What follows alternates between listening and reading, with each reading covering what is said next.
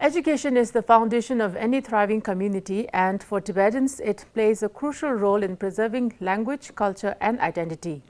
The 8th Tibetan Education Journal meeting recently brought together experts, educators, and policymakers to address key challenges and set a vision for the future of Tibetan education.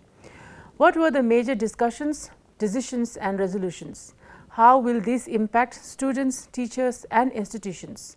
To explore these important questions, we are joined today by Mr. Tenzin Dorjee, Additional Secretary in the Academic Section from the Department of Education, who will provide key insights into the meeting's outcomes and implications. Welcome to our conversation. Tashidilek.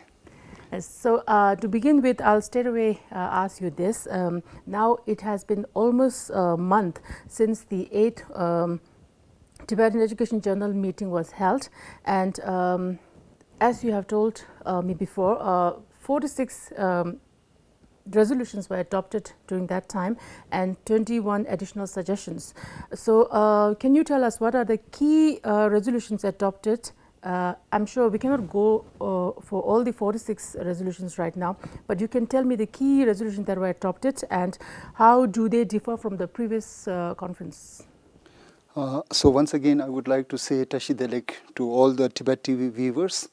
So just now you mentioned about the 8th General Conference on Education adopted 46 resolutions and additional 21 suggestions related to the improvement of quality education in Tibetan schools.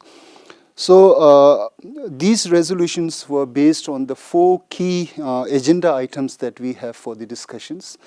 Number 1 was related to the improving the quality of education by addressing the decreasing number of children in our schools.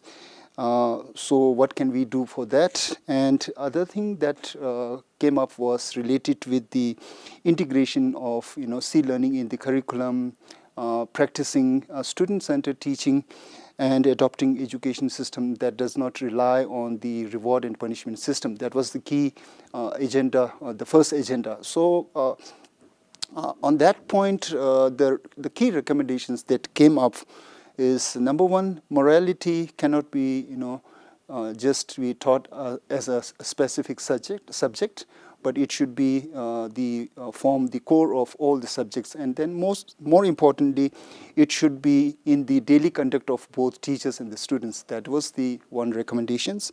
So in addition to that, though we have a C-learning curriculum prepared by the Emory University, but then as per the need of our own community, our own school systems, we need to develop a standard curriculum for that, where we need to integrate the Buddhist teachings and traditional Tibetan traditional teachings as well in the curriculum. In terms of school merger, the key recommendation was to form a committee to assess and provide recommendations on school consolidation. And other thing that came up on this agenda is related to, we shouldn't rely on, reward and punishment system in the schools. So all the educational activities that is being held in the school level at the DOE level should, discourage that. And then teacher must adopt, teaching and learning strategy that is child-centered. And as per the need of the teachers, we need to, conduct training on that. So that is these are the key recommendations on the first agenda. And the second agenda is related with the challenges that we have in the schools nowadays because of, increasing number of special needs children. And then the attention spans has decreased due to overexposure to, screen time, digital. So for that also, the key recommendation is to, first make a standard assessment in all the schools. How many number of children do we have, having special need? And then we also need to appoint special educators in the schools where we find these children. And then we also need to make awareness, make aware of the parents and teachers related to the special need children. And at the DOE level, we also need to, provide guidelines or prepare guidelines related to, inclusive approach related to the use of mobile phones in the schools. And the third agenda point was related to the effective integration of ICT in schools. So in that matter, even though the Department of Education has implemented lots of projects and programs based on that, but then the Tibetan schools still have suggestions related to need to improve the ICT infrastructures in schools, need to update or upgrade the infrastructure that we have already given to them. And at the same time, there are teachers who have been certified to teach through the use of ICT tools and techniques, but there are numerous teachers who haven't been through those trainings. So we need to provide training for those teachers. And at the same time, we also need to give advanced training to the computer teachers in the schools, where they can support the teachers in their respective schools. So this is the third, related to the third agenda. And in the fourth agenda, we have two parts. One is, countering the China's policy, and the other thing is, recognizing the teachers' contribution and celebrating Tibetan Teachers' Day. So on the first part, the conference has condemned the repressive policies of, the kind of policies that China apply in the Tibet, that is sinicization of Tibet and, erasing the Tibetan identity and culture. And then regarding that, the other question was what we can do in exile in terms of, preserving Tibetan language, culture, and religion. So we need to, bring more changes in the Tibetan textbook, curriculum, and teacher training programs. And at the same time, the recommendation also came up like we need to instill patriotism among the students. Then other thing that is very, very important here is the use of Tibetan language in the offices of Tibetan-related government and non-governmental organization and Tibetan schools for the day-to-day correspondences. The final one was related with the recognition of teachers by celebrating Tibetan Teachers' Day. So the conference has resolved to celebrate the Tibetan Teachers' Day on the birthday of His Eminence Professor Samdon Rinpoche for his immense contribution for the Tibetan education.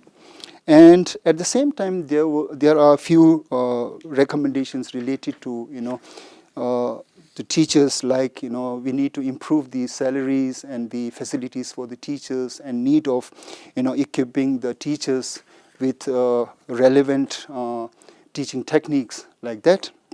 So these are the key recommendations for the agenda items that we have for discussion.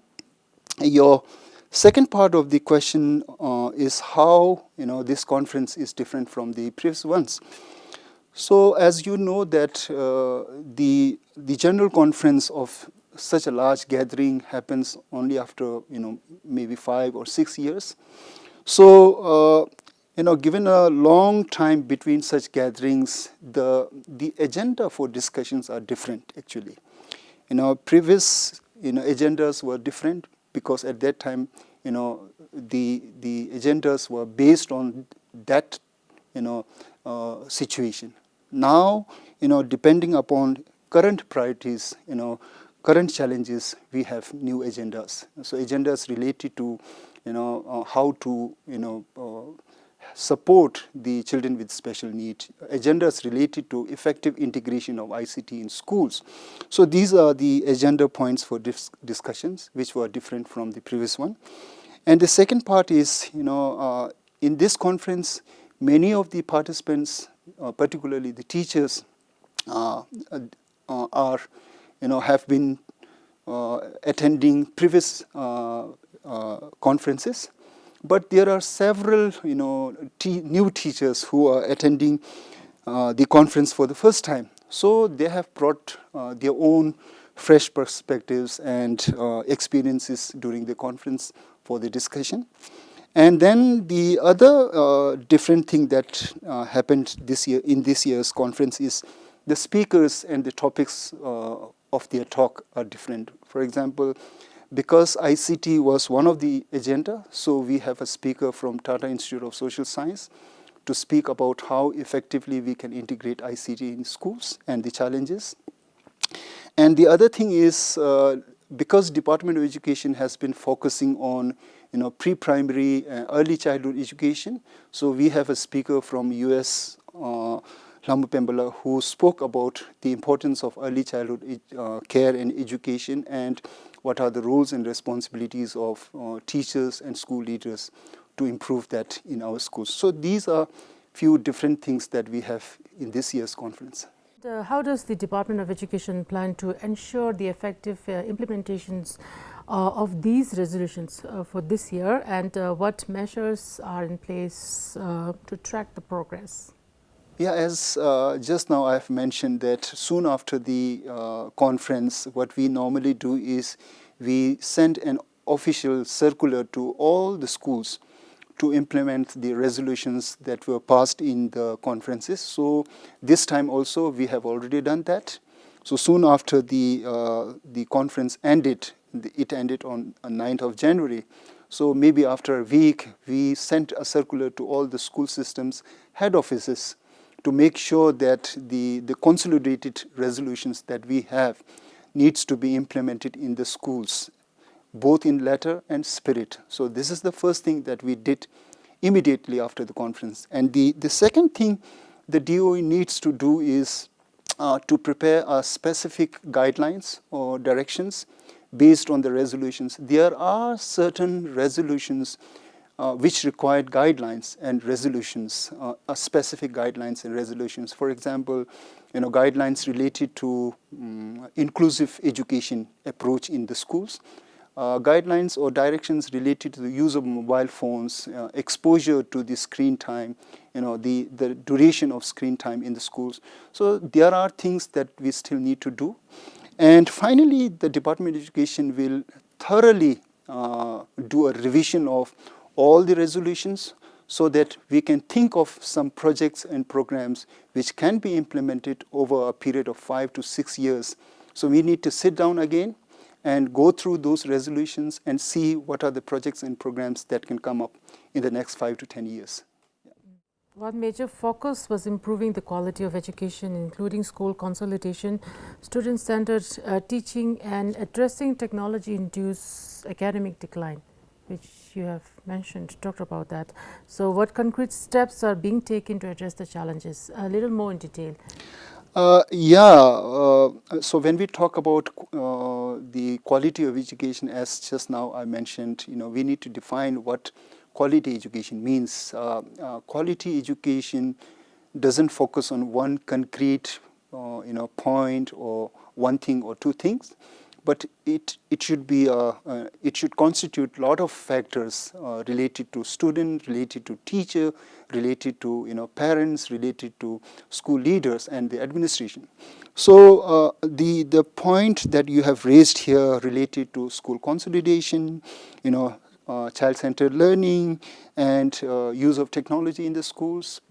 And there are several things that are being done by the Department of Education as well as the head offices of the schools as well. In terms of school consolidation, we need to think, we need to understand the structure that we have in Tibetans in exile. The Tibetan schools in exile are managed by 4 different autonomous bodies. The 3 in India, Tibetan Children's Village, Tibetan Homes Foundation, and Sambodha Tibetan School Society. And 1 in Nepal, that is Snowline Foundation. Even though the whole school system, that the 4 school systems have a common objective of preserving Tibetan language, culture, and identity, and then provide both modern and traditional education to the children. But then these are governed by their specific rules and regulations. So as of now, whatever the decisions or the points that they have implemented with regards to school merger, that has been done or managed internally. I can give examples of a few examples. For example, the TCV schools in Leh region or Ladakh region, the primary schools getting merged with the main school. That is one example. And the recent closure of the lower TCV school is another example. And the TCV school, Suja, earlier was a senior secondary school, so they have been downgraded to the secondary school.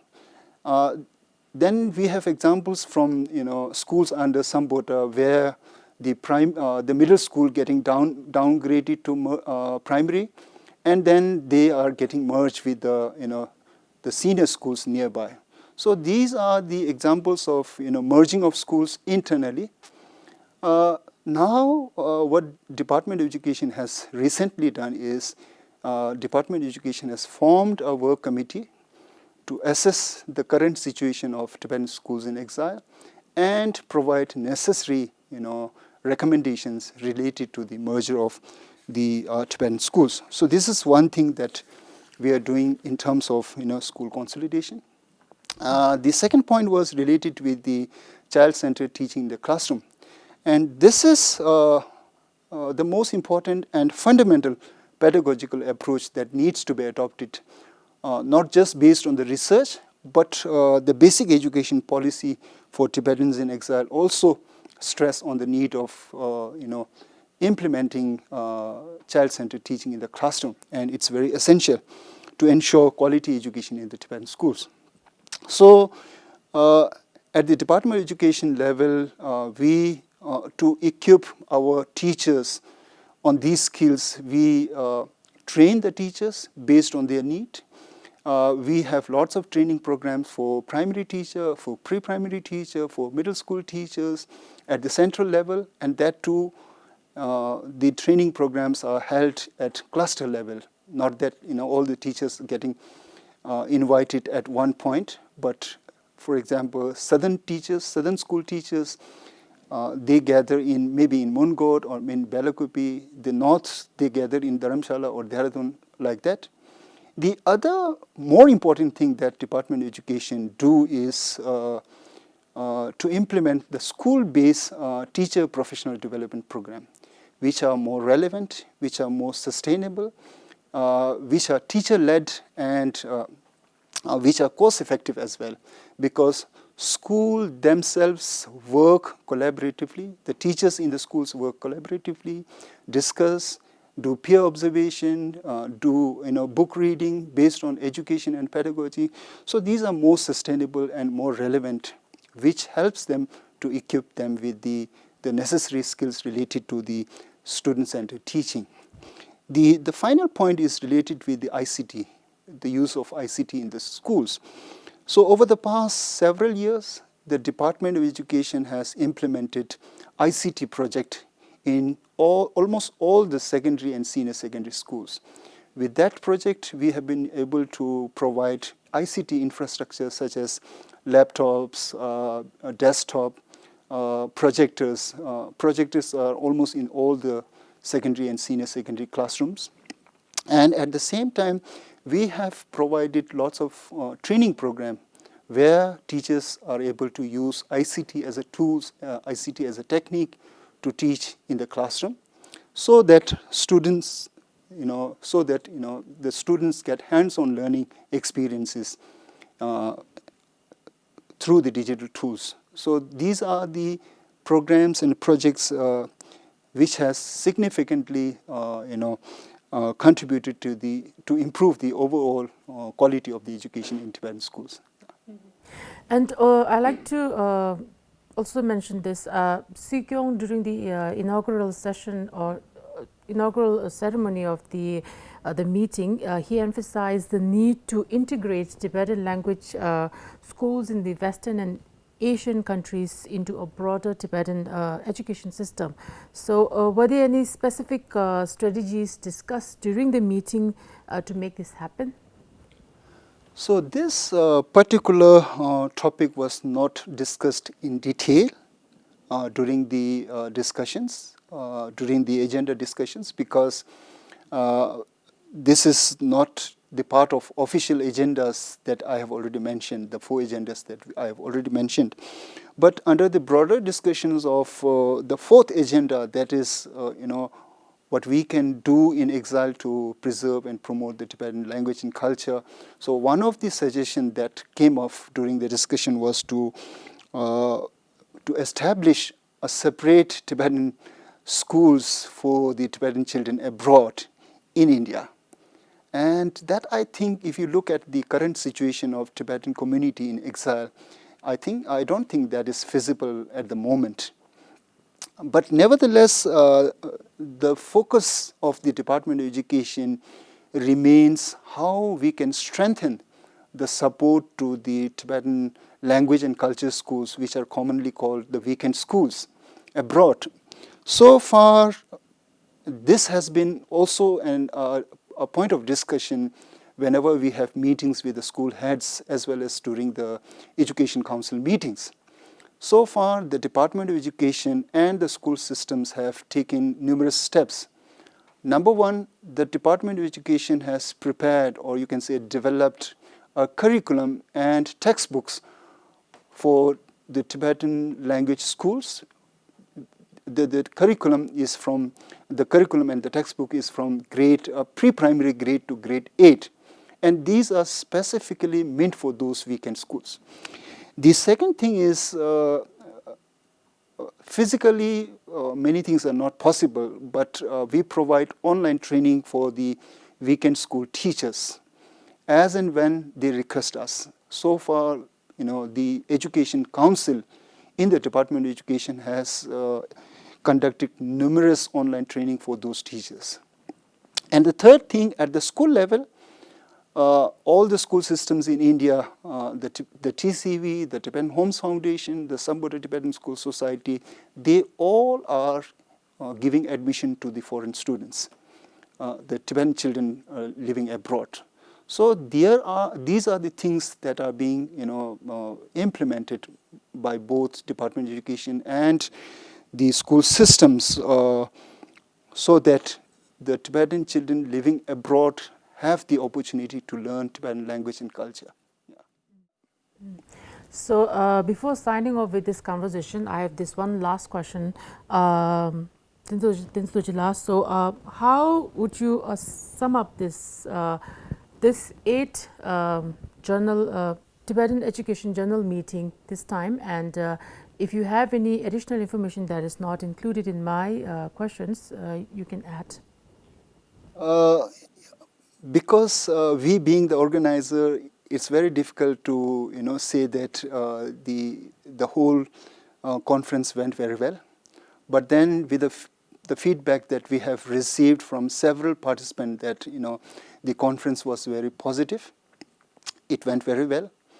Though I have already mentioned few things, important things that has been in discussion during those conferences. Number one, we have speakers on the expert speakers who spoke about ICT in education, who spoke about the importance of early childhood care in education.